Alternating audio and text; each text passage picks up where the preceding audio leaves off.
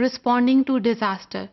Before going into the detail of responding to disaster, let's define disaster in different ways.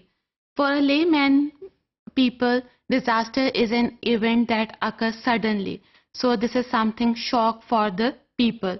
Now this event can cause loss of life damage in the form of earthquakes, in the form of floods, or it can be a fire event.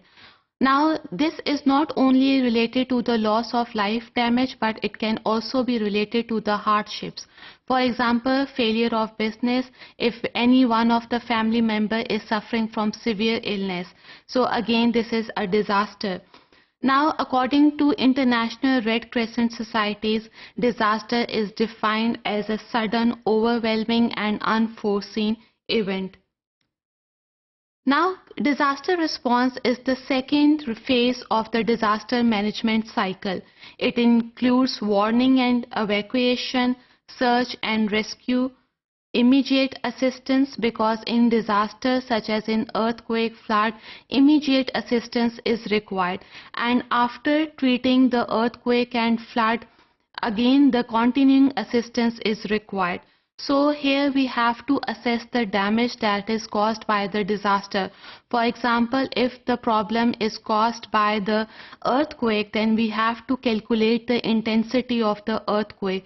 By this we can ultimately find out the loss of life damage that can occur in this disastrous event. It can also help us to know about the restoration of the infrastructure. Now there are two types of disaster. It can be at household level, that can be failure of business or the person suffering from severe illness. It can be at community level such as earthquakes, floods, fire or any other disaster that occur at a larger scale. Now what are the aims of responding to disaster? We can assist. Immediate assistance is required in a disaster or continuing assistance. The only mean or the purpose is to maintain the life. Then the other way is to improve the health. That's why medical camps are available whenever there is disaster. We have to support the morale of the affected population, and in this case media plays a very important role.